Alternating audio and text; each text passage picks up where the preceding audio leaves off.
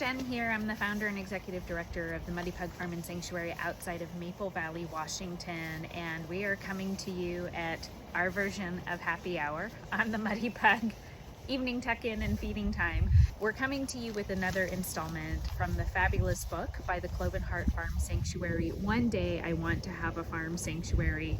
And this section is that we're going to talk about is not even a full page. It is called Mud, Poop, and Boots, which sounds like a country song. In this passage in the book, it's meant to be a very lighthearted, funny passage about how there are things that you will do while you are doing sanctuary work that you would never imagine in a million years that you would do. So you will find yourself never getting manicures again because your hands will look like they were chewed by a wild animal. You will find yourself leaving the house, leaving the sanctuary in full sanctuary regalia, which is work pants, work boots, covered in poo. You probably haven't showered for the last 2 days, and all of that is 100% true and part of life on the sanctuary. And there is a more serious, deeper topic to uncover as we think about adopting life on the sanctuary. And it really is thinking about this idea of your time on the sanctuary, buying the property for the sanctuary, starting the sanctuary, and really getting into this work as a line of demarcation in your life. And there will be your life and who you were and what you did and what your day-to-day was like before you had the sanctuary, and then there is the never-ending comedy of life after you have the sanctuary and what's entailed with that work. And we're gonna talk about how life has changed for me, for us, in a couple of really profound and important ways, and your life and how you work on the sanctuary may beget very different changes. But I think the point of this section is that you really think about who you are, think about what you're about, think about what your windows of tolerance are for different things, and at least come to some intentional, aware and mindful choices about how having a sanctuary is going to not just impact you, but if you have a family, how it's going to impact your family, how it's going to impact your circle of friends and your community, how it's going to impact you geographically, how it's going to impact your level of privacy. But all of these are going to be really important things to talk through. And as we're talking through them, make a list of who you are, and as we're going topic by topic, think about what these potential changes might mean for you and your life as you begin this work of the sanctuary. One of the first areas of change that we experienced, it's kind of a no-duh, but we're going to talk about it anyways. We had a significant change in our location. And prior to owning the land that the sanctuary sits on, we as a family lived just 10 minutes north of Seattle in a little urban enclave called Magnolia, lived in a house that didn't even have a yard. It had a rockery, and I was moving to a place that was over 5 acres, and everything that comes with managing a farm. And that had a couple of impacts on us personally. First is, and it's one of the most common questions that I get asked when people are visiting the sanctuary is, oh my gosh, did you grow up on the farm? And the answer to that is, I've never lived on a farm. I've never really been around farmed animals prior to this. And you will want to factor in, what it means to adopt a life that you know almost nothing about. And if you come to sanctuary work already knowing something about farmed animals and farming and fencing and infrastructure, namaste, my friend. You are coming from a place of great fortune. If you don't know in those topics, in those subject matter areas, you will, I either want to do your homework beforehand, and this is yet another shout out to our friends at the Open Sanctuary Project, or you will need to solve for, like, how do you get that expertise relatively quickly so that you are not necessarily learning as you go. You're coming with a base level of knowledge. The other impacts of us moving from a more urban area out to a more rural area, and this is another no duh, but you move from a place where you may have friends, you may have your own routines, you may have things that you enjoy doing, that the access to those things is going to change dramatically. I specifically chose this location because it is only 45 minutes from the city, and that allows us as a family and us as a sanctuary. As you think about yourself, like, are you a person that enjoys city things? Do you go to concerts? Do you go to the theater? Do you have a circle of friends in the city that are not very mobile? Do you have a whole community? Are you a person of faith? Do you go to church? Are you going to have to figure all of that out? So when you think about what it is you have immediately available to you prior to your sanctuary, you're going to want to consider, can I make a short list of the things that are really important to me, and am I able to find those things wherever the sanctuary is going to be located?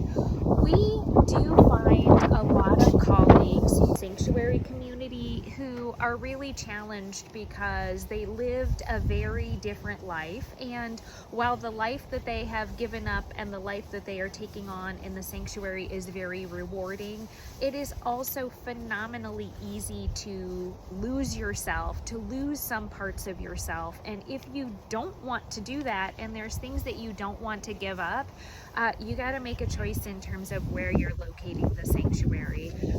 The other sort of, it shouldn't be a earth-shattering revelation to anybody, but oddly enough, when you move from an urban or suburban place, which is incredibly common for people that do sanctuary work, I am going to paint with an extremely broad brush. You are likely moving from a place that is of one political philosophy, or, you know, a narrower range of a political philosophy, and that's awesome. That's exactly that's what Austin thinks about this. Come on, you guys, help a sister out.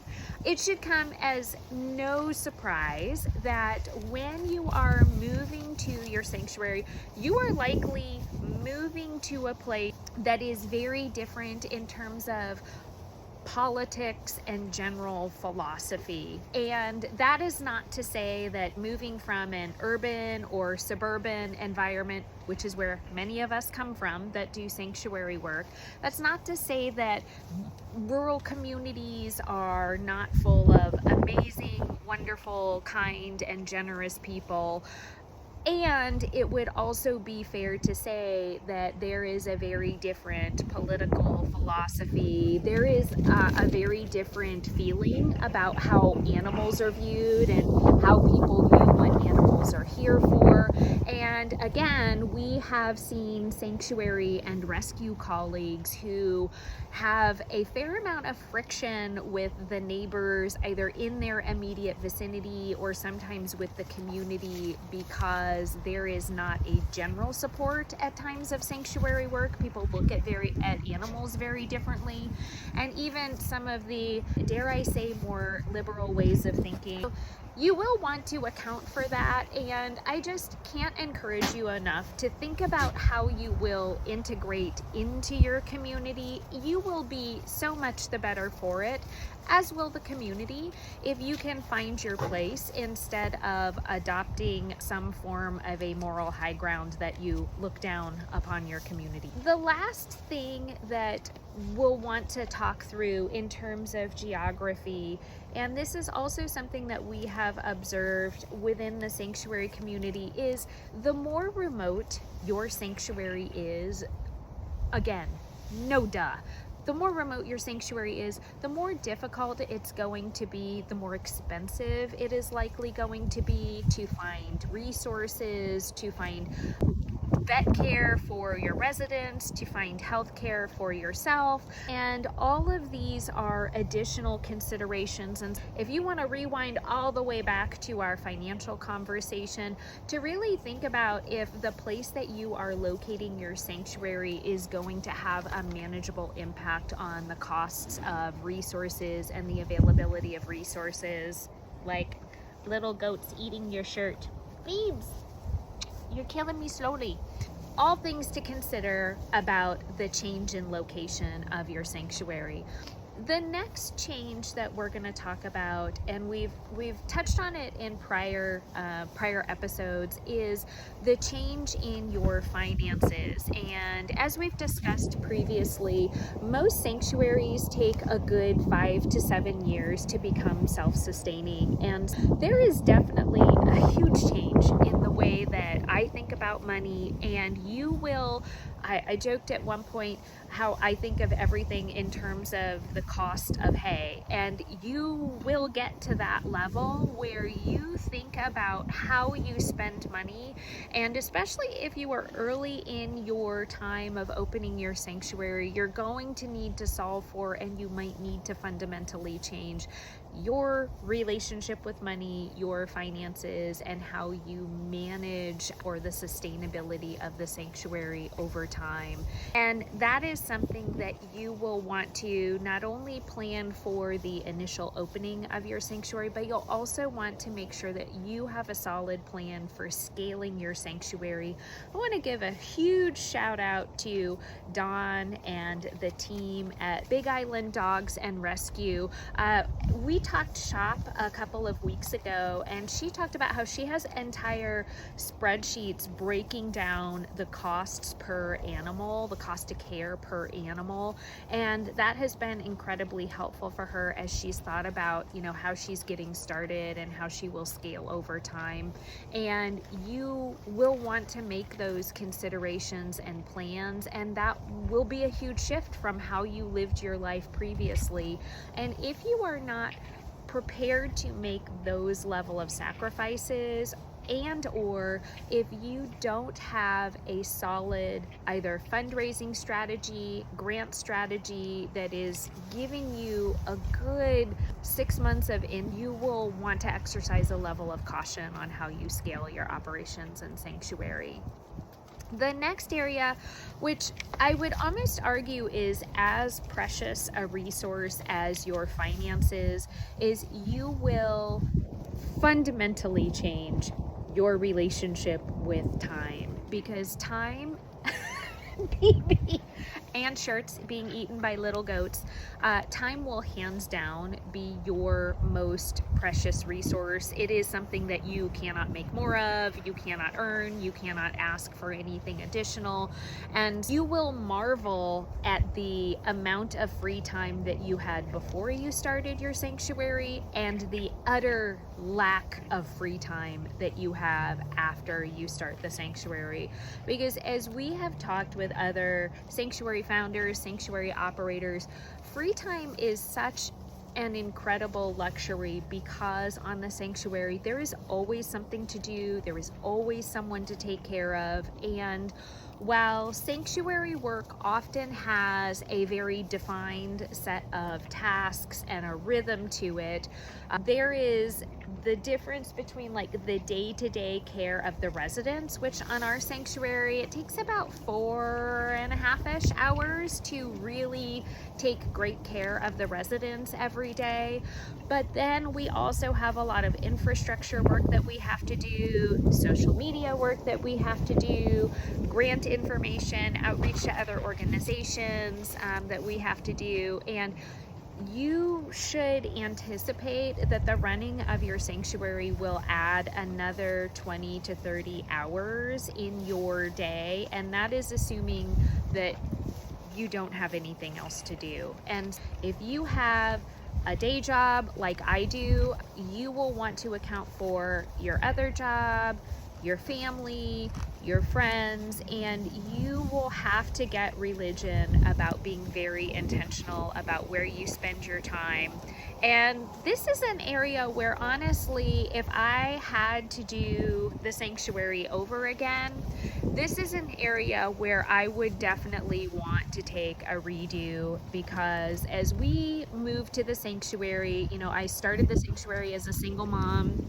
My kids at the time were in elementary school and middle school, and as the sanctuary really began to scale, I found myself spending a significant amount of my free time, sometimes a couple of hours in the evening, and then definitely time on the weekend, really underwater in the work of the sanctuary. And I think, like, if you were to say, hey, what's one of your biggest regrets? My biggest regret is that I did not slow the scaling of the sanctuary to keep it manageable as my kids were growing. I think the other sort of thing that we'll talk about in a little bit is oftentimes we make assumptions about the people who live on the sanctuary with us. And I certainly have had people say to me, like, oh my gosh, this is such an idyllic, beautiful, wonderful life. You have kids. Your kids must love living on the sanctuary. No, my kids do not love living on the sanctuary. And I definitely miscalculated on what doing the work of the sanctuary with a family looked like. Like, I thought we were going to be like on Green Acres and we were all going to be working together on the sanctuary, and it turned out to just be me working on the sanctuary. And that became something that honestly drove a wedge in our family structure. And it's taken me, unfortunately, a couple of years to sort of really find a rhythm. We've brought paid help onto the sanctuary. We work a lot more with volunteers, and that has allowed me the space and the bandwidth to lean back in to time with my kids, like after school and on the weekends. And there are even weekends where I know that I have a farm chore list a mile long,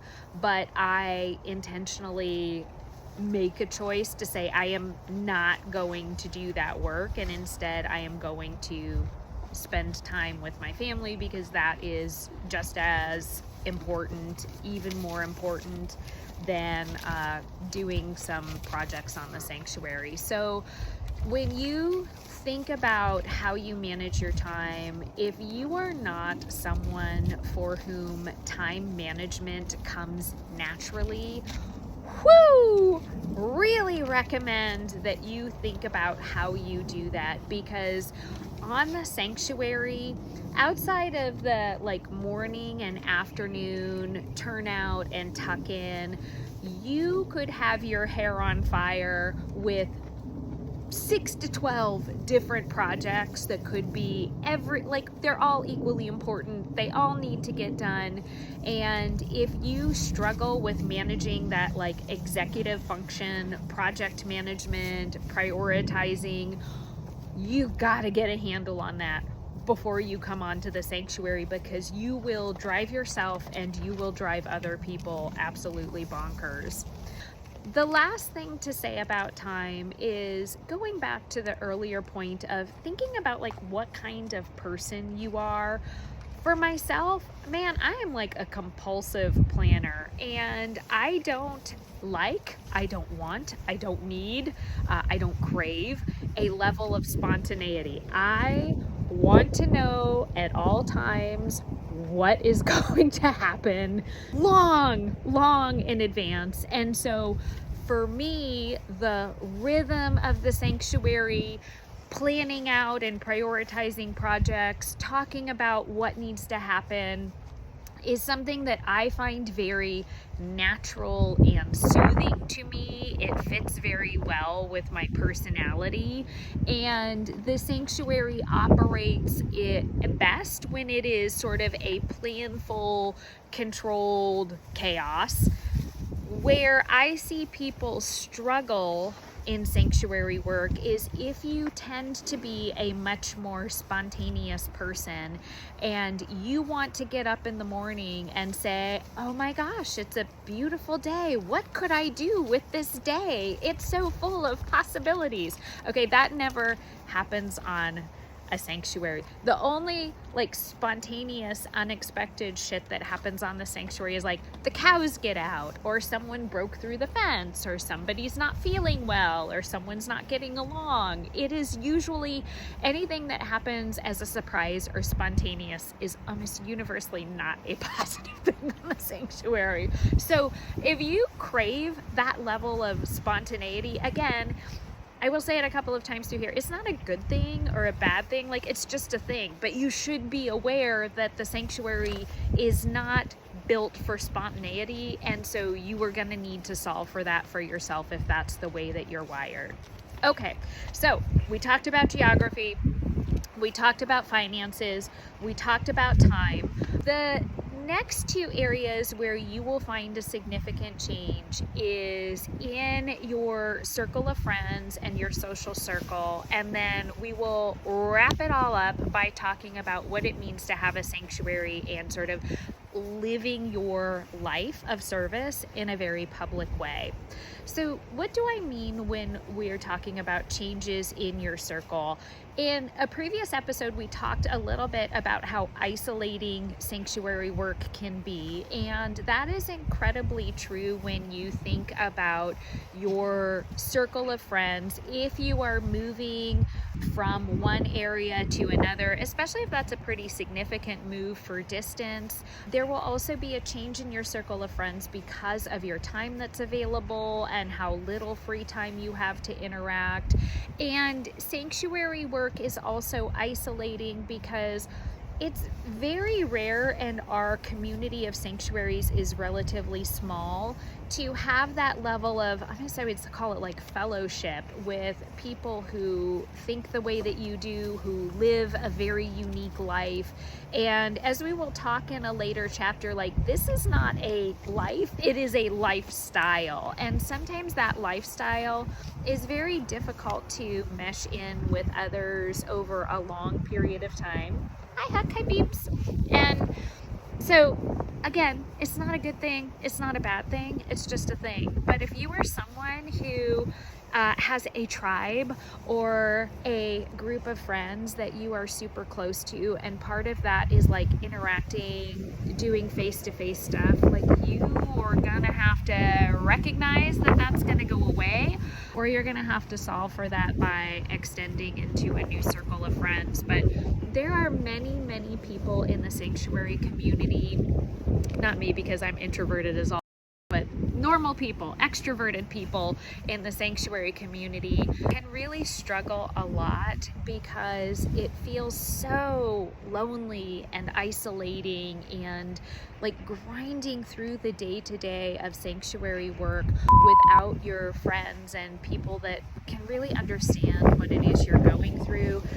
Can be incredibly difficult, and there are many people in our community who struggle with their mental health, who struggle with burnout, compassion fatigue, depression, anxiety, and on top of all of that, they're just very lonely, and they don't have sort of a normal support system that someone that lives a normal life and has a normal job has. And so again, it's not a good thing, not a bad thing. It is a thing that you will want to think about. The last change that I have experienced, and I truly have a love-hate relationship with this change, but in order for sanctuaries to operate nowadays, you must partake of the social media, and you must partake of the social media on a consistent basis. You must partake of the social media in a way that doesn't just talk about your residents, but also reveals some of you and what life on the sanctuary is like. And if you are like me and you are generally quite a private and quiet person, this part of operating a sanctuary will suck, because in order to have people see your work to become invested in the success of the sanctuary, in helping our residents, you have to step forward in front of the camera on a semi-public stage, and you have to talk about yourself, you have to talk about the work that you do, and that, like, some people love that. Some people love that. I hate that. And I wish that I didn't have to do it. But if you are someone who loves being in the public eye and you just eat that up and you're a natural at that, awesome for you. Great. I love that for you. As Therapy Jeff would say, I love that for you. If you're someone like me that hates talking to people about, you know, my private life or what's going on here or who I am. I remember that when we were working with our social media intern, I finally had to sit her down and say, enough, like, I'm not talking about myself anymore. I don't want to be in front of the camera. I don't want to focus on anything but the residents. And she had to sit me down and say, look, like, in order for you to garner a reasonable level of support and understanding of what you do, you have to be in front of the camera. People expect that of you. They want to see who you are. They want to see what you're about. And I'm like, great. So that is something where, again, well, for me, it's a bad thing, but for you, like, it might not be a good thing, it might not be a bad thing. It's just a thing that you will need to consider and be at peace with.